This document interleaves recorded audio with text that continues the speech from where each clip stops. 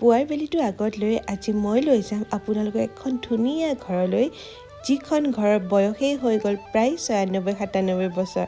আৰু এইখনেই সেই ধুনীয়া ঘৰখন, য'ত আছে সেই পৰিয়ালটোৰ বহু স্মৃতি, এখন বাৰেৰহণীয়া গোলাপৰ বাৰী আৰু বহুত কিবা কিবি। এতিয়া ব'লক ভিতৰলৈ যাওঁ। আৰু এই যে দেখিছে তলৰ বগা ৱালবিলাক, সেইবিলাক হেনো হাঁহৰ কণীৰে বনোৱা ৱাল আছিলে। আৰু এতিয়া আপোনালোকক মই এটা ঘৰখনৰ হোম টুৰ দি দিওঁ। এইটো মা দেউতা মানে ককা আইতা আছিলে, আমাৰ ঢুকোৱাৰ পিছত ৰুম খালী নকৰা যে মা আৰু দেউতাৰ ৰুম সেইটো হৈ গ'ল।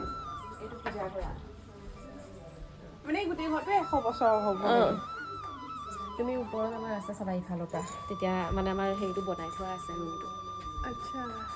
যিহেতু মই গৈছিলোঁ মৰিয়নি নৰকছাৰীলৈ প্ৰিয়ংকাবাৰ ঘৰত মেকআপৰ কামত, আৰু মেকআপ ষ্টাৰ্ট কৰাৰ আগতে একাপ ধুনীয়া চাহ খাই লৈ মেকআপ শেষ কৰি আকৌ বৰ্তাৰ লগত বাৰী চাবলৈ বুলি গ'লোঁ।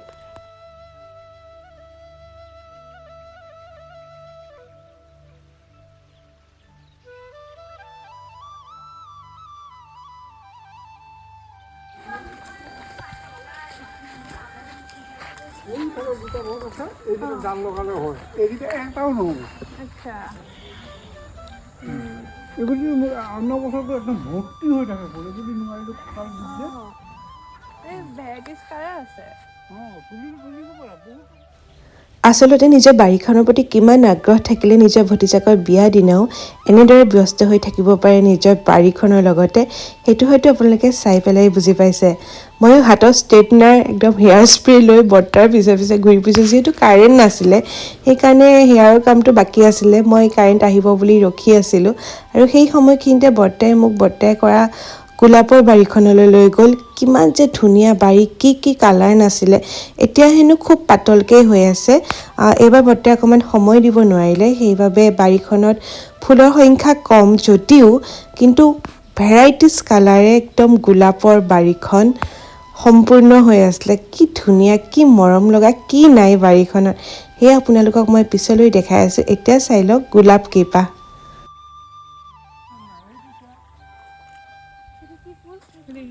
বৰল আছে নেকি? বৰল আছে।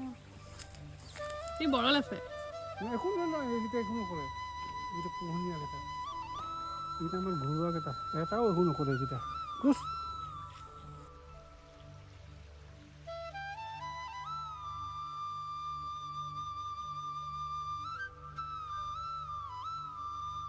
কি এস্থেটিক ভাইবছ, মানে মেকআপ কৰি কইনা কৰি হ'ল, কাৰেণ্ট নাই দুখৰ বিষয়, সেইকাৰণে এফালে এয়া পৰিৱেশ চাই আছোঁ ঘৰৰ। এইফালে কইনা শ্বুট চলি আছে, এইফালে 100 বছৰীয়া ঘৰত, প্ৰিয়ংকাবাহঁতৰ ঘৰত।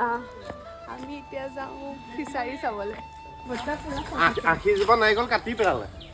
কেইজোপা? আশীজোপা কাটি পেলালে। কাটি পেলালে? কেলে? সেইবিলাক সাঁচি দিছে নে পুখুৰী পাৰটো? এইবিলাক চব সাঁচি দিয়ে।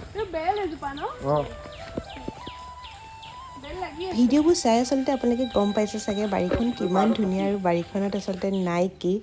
আৰু বাৰীখনৰ এইপাৰৰ পৰা সিপাৰলৈকে আপোনালোকক দেখাবলৈ মোৰ অসুবিধা হৈছে, যিহেতু বহুত ডাঙৰ বাৰী, দেখিয়ে হয়তো গম পাইছে। আৰু তাৰ মাজতে আপোনালোকক মই দেখাই লওঁ কইনাগৰাকীক। কাৰেণ্ট যিহেতু নাহিলেই, তাই ক'লে যে এনেকৈয়ে থাকিব দিয়া, মই এনেকৈয়ে ভাল পাইছোঁ, খুব চিম্পল চিকৰূপা, আৰু বাইহাত খুব ভাল ছোৱালীজনী। আৰু এইফালে শ্বুট চলি আছে।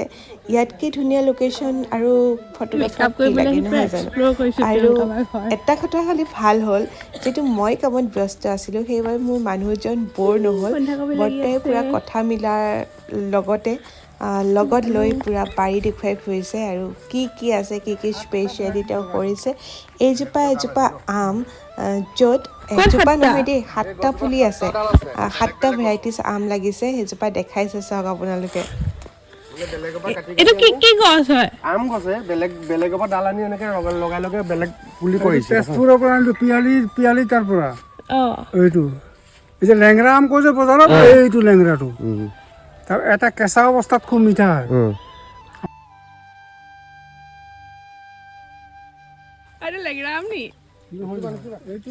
কাটিবন বাৰ্মিজ 12 মাহ লাগে কিন্তু।